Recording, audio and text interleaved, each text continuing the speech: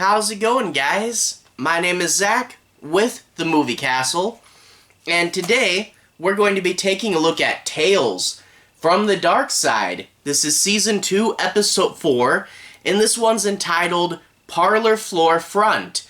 This is from October 20th, 1985, so back in 85 we're getting pretty close to Halloween, and the next episode will actually be the second Halloween episode. Really looking forward to that one. This is directed by Richard Friedman and stars Adolph and Rosetta LeNoir.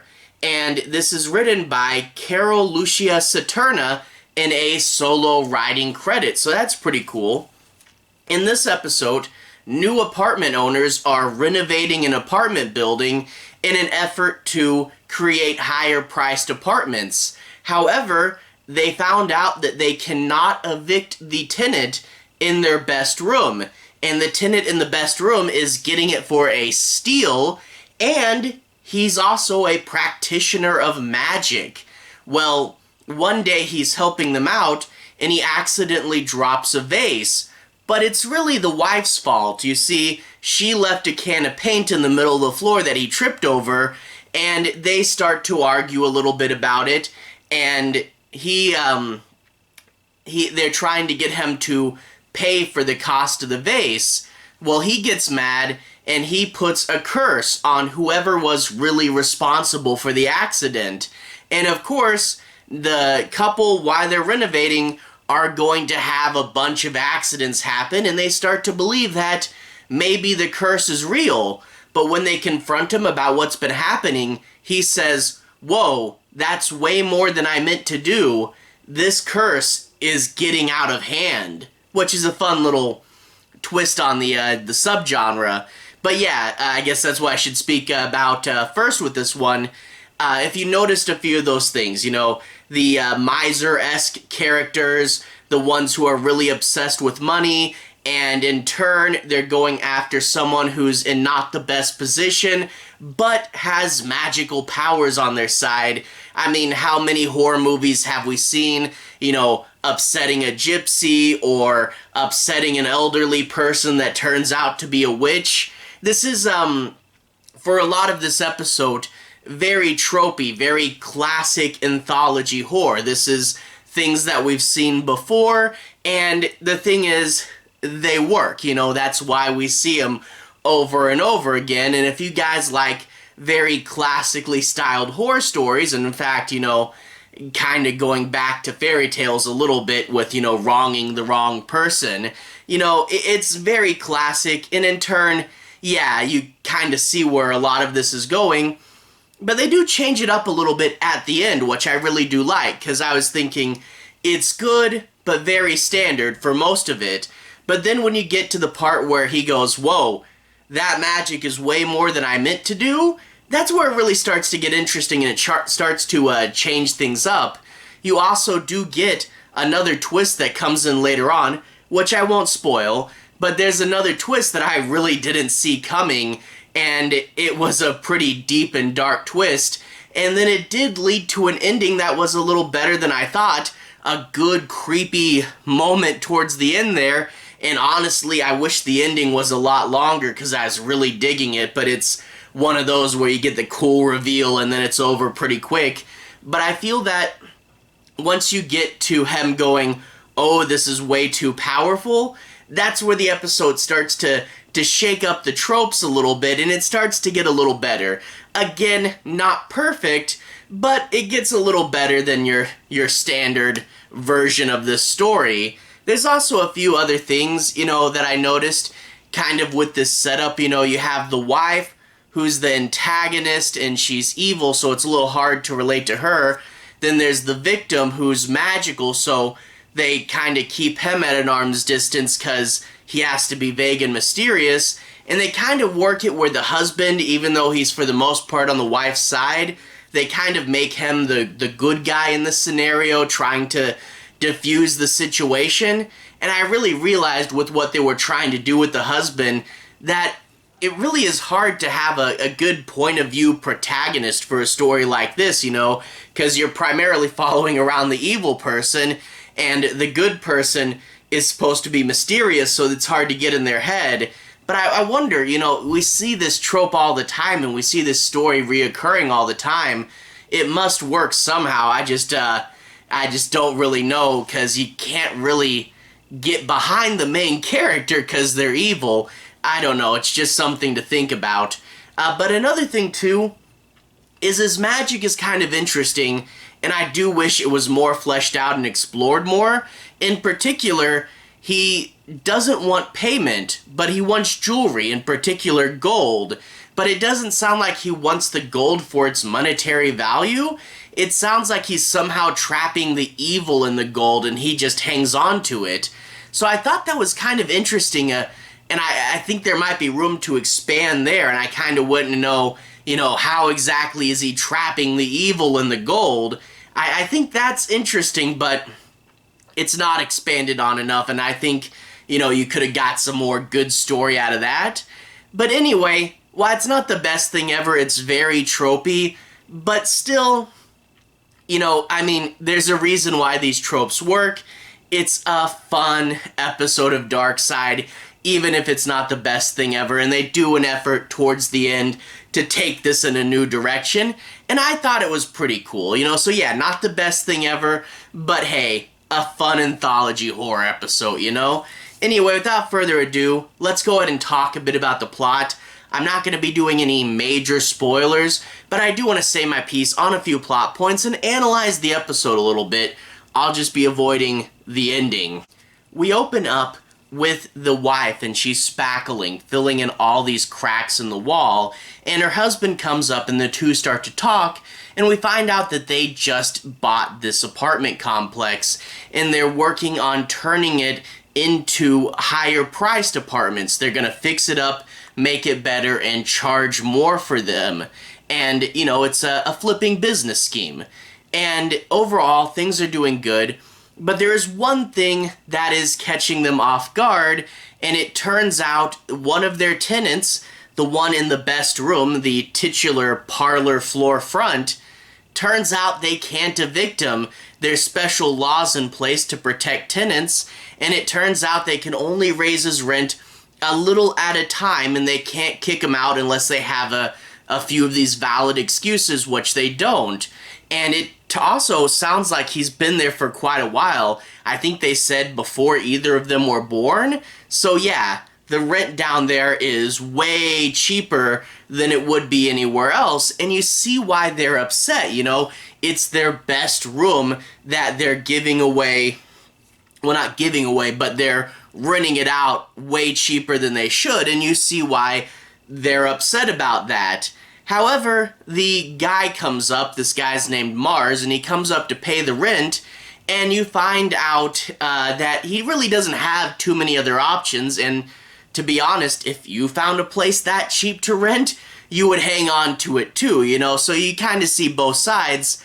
But then the wife comes out and starts being pretty mean, you know. She starts to be a huge jerk about the situation and starts yelling at the guy, and that firmly establishes her as the antagonist, you know. I get being upset because part of your investment's not panning out how you thought, but don't be rude to the guy, you know. But anyway, the husband tries to calm her down, you know, so he's gonna try to be the voice of reason, and the guy, Mars, the one that they can't kick out, he says, "I'd like to help you out in any way I can." And the husband says, "Well, we can give you minimum wage if you want to help us out with the renovations we're doing." And Mars says, "That's not exactly what I meant, but I can do that." But what did he mean? Well, we find out later that night, the new owners look at Mars's apartment, and he's got the door open, and he's doing a session. He's actually a practitioner of magic, and there's a young lady in there who just lost her boyfriend to another woman, and Mars is doing a spell so that he'll come back to her, you know, eat this half of the apple, bury the other half under his window. He'll be back relatively soon.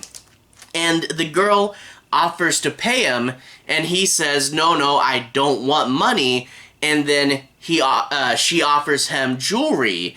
Apparently, Mars needs gold for his magic, so he doesn't want regular money. He wants the gold. So she leaves, and the new owners go back to their room, and it is kind of funny to see the wife's reaction to this. She's not thrown off. She's not, creeped out by magic. She actually goes, I wonder if we can use this to kick him out. Do you think he's paying taxes on that gold? We could get him in trouble that way. Or what about running a business out of his apartment? Is he allowed to do that? Could we use that to kick him out? So I do like that she's got this sort of one-track mind. Anyway, the next day, Mars is there helping them renovate, and he's carrying a big, expensive vase and trips over a paint can left by the wife in the middle of the room, and the wife is going to deny that it's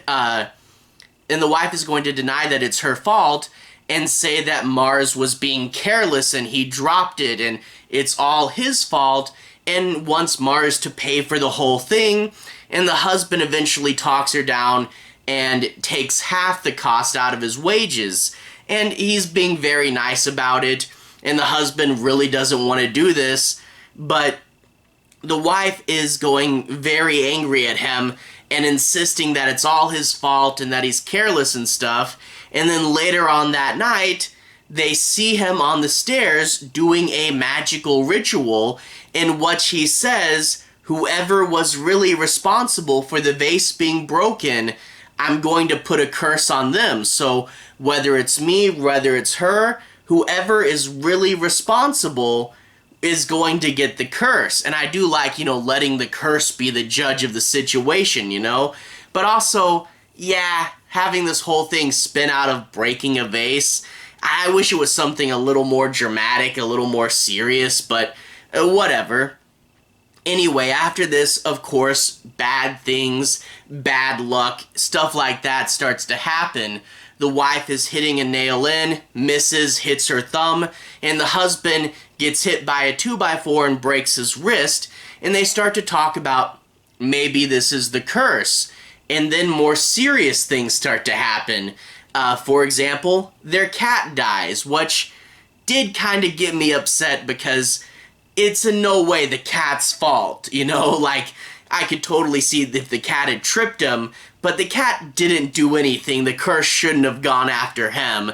And also, the husband wasn't really responsible either. But anyway, I guess because they're tangentially related to the wife, But anyway, the wife also, and here's where things take a big step, she falls off a ladder, and it turns out she was actually pregnant and had a miscarriage when she fell off the ladder. So yeah, all of a sudden, this is getting a lot more dangerous and a lot more deadly. And the wife talks to the husband saying, I believe in this curse now, I'm scared of it, I want you to go and pay him off.